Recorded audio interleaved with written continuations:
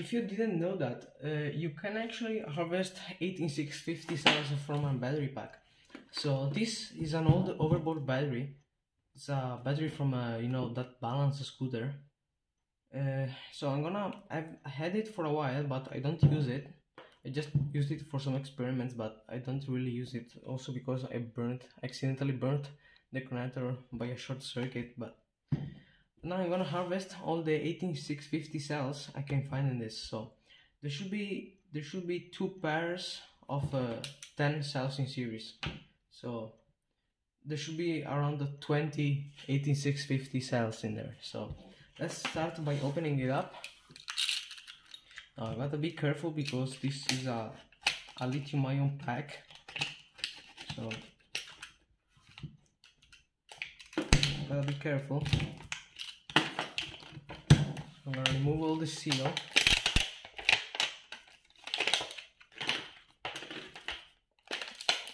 Oh yeah. Look at this. Wow, it smells so weird. Here are all the 18650s. Okay. Now let's see if we can open it up further. Okay. There's the plastic. So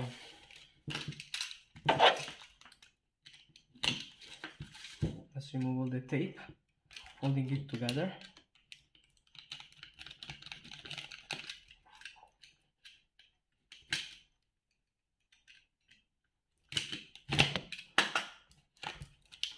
Wow, it's a nice huge 8650 pack.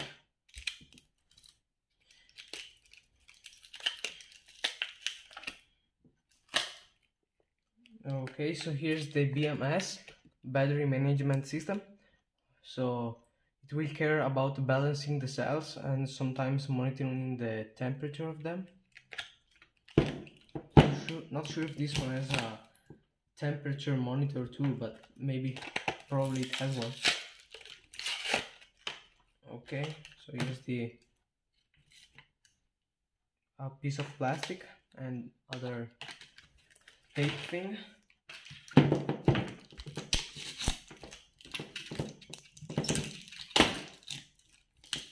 So we can unwrap it. So everything will came apart now. So, oh god. So there's a huge pack of cells here. Wow, this is really interesting. So yeah, the condition of the cell looks pretty nice. They don't seem to be damaged or heated. Oh, here's the temperature sensor. There it is. 75 degrees Celsius, 250 volts. It's probably it's like a thermal switch. So it will, it's made for mains voltage, but will work here too. Just a thermal switch, 5 amps. So yeah, it's like anti-overheating thing. Usually you can find this like in a, if you have like a fluorescent fixture where the ballast gets really hot, you usually find those temperature sensors.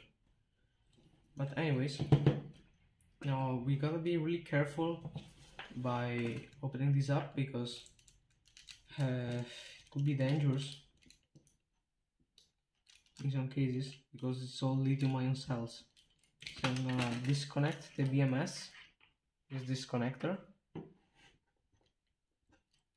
So BMS is out now. Now we should cut.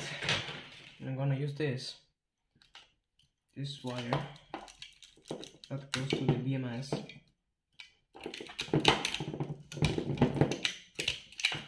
I actually lost my wire cutter, but anyways.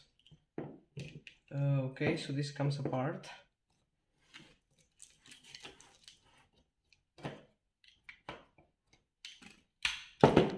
There it is.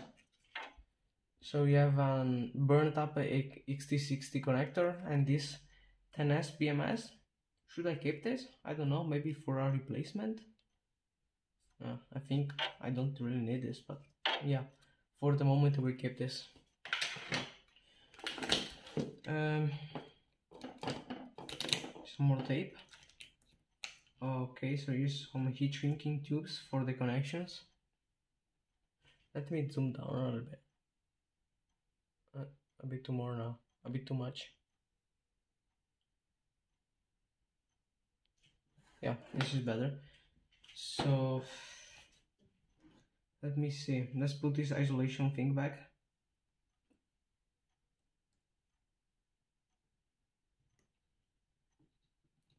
Maybe. Okay. So alright, so here's the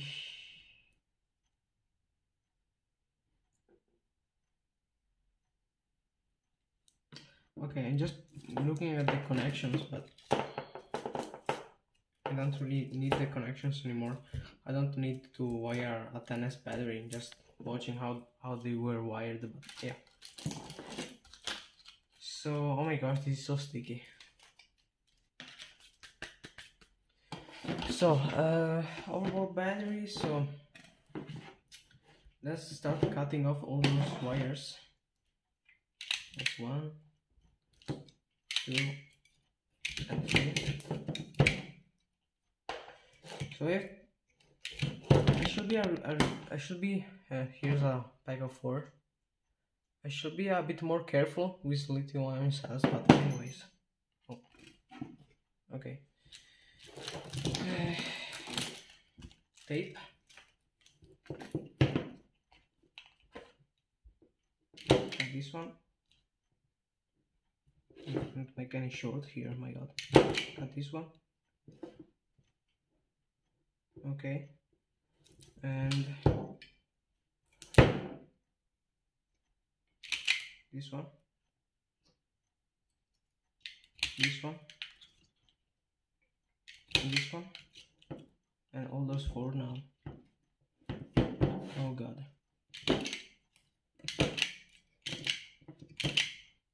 Okay. So is this huge connector. I didn't see any spark, so that's a good sign. It didn't do any short circuit probably. Oh my god.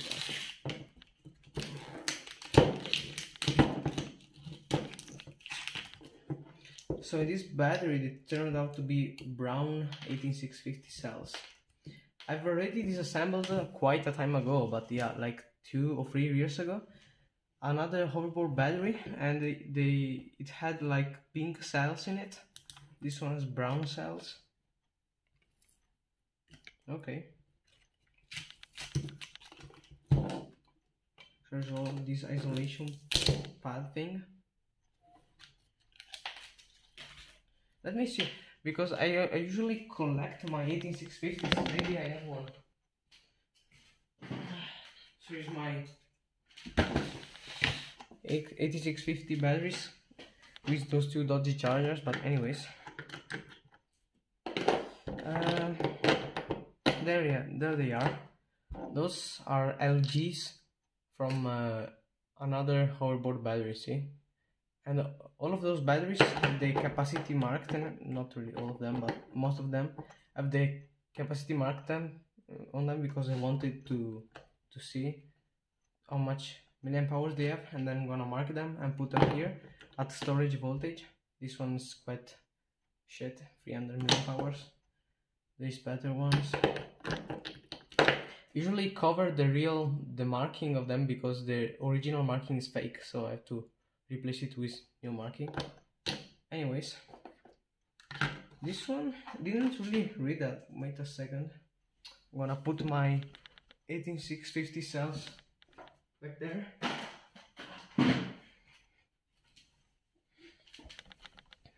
Alright, so I didn't really read those. How about those? Okay, so they say they have 7.2 watt hours. Later I'm gonna do the calculation to see how much milliamp hours they claim. So should be, yeah, I'm gonna do it later. So let's keep removing these stickers there. Okay, this is going to be hard. I think I need my pliers for this, but this video wasn't really intended to show you all the disassembling process of it.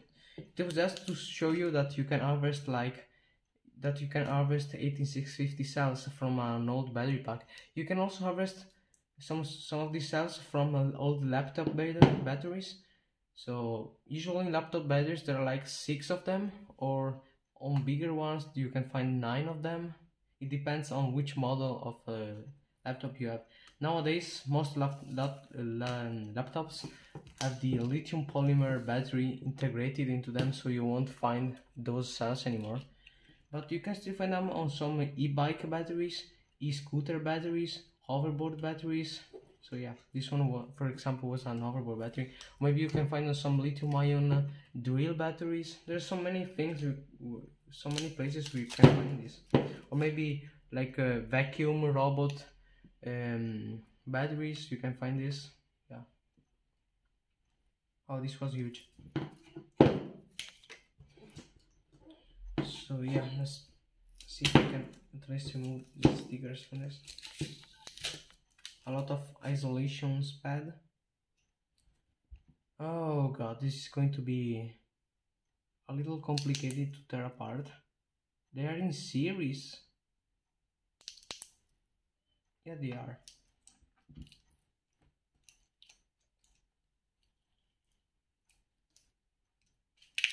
So yeah, that was it for today's video.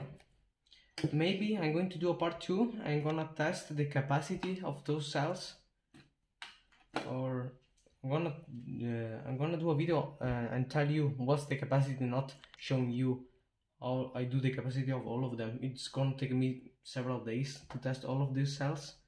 So yeah, this cells here.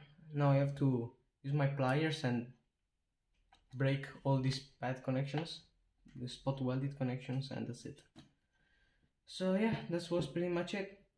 This battery also, I didn't tell you, this battery is actually was working. It wasn't dead or it wasn't broken. It just had some capacity loss. It was like 2000 milliamp hours, not 400 and something that it claimed. So yeah, it probably lost some capacity. So I guess it's probably around the 1000 milliamp hours per cell, I guess. It depends on how it's structured. I don't know why. I don't know how, but yeah. Yeah, I can really tell this. Not really. So this one goes in series with that one. That is going to be in series with that one. Okay, I understood that. So there's 2 pairs of cells in parallel that are in series with those 2 cells that are in series with those 2, in series with those 2, those 2, those 2, those 2. So it's like a 10S battery. So 1, 2, 3, 4, 5, 6, 7, 8. Oh, there's also this one, 9, 10. So yeah, so those should be 2 pairs in series. Yeah, that's what I thought. Parallel and series.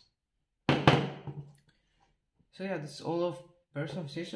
Maybe I should leave them connected to make like a 12-volt battery. Should I?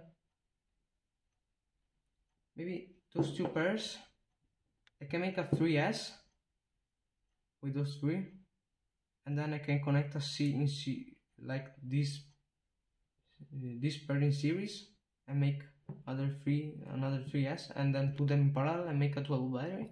So yeah, you can harvest those cells and make so many things from those. So yeah, that was it. Thanks for watching, guys. Hope I'll see you in the next video, and yeah, hopefully this was helpful so you can find some cells for some projects you might make. And yeah, that was it. Thank you for watching.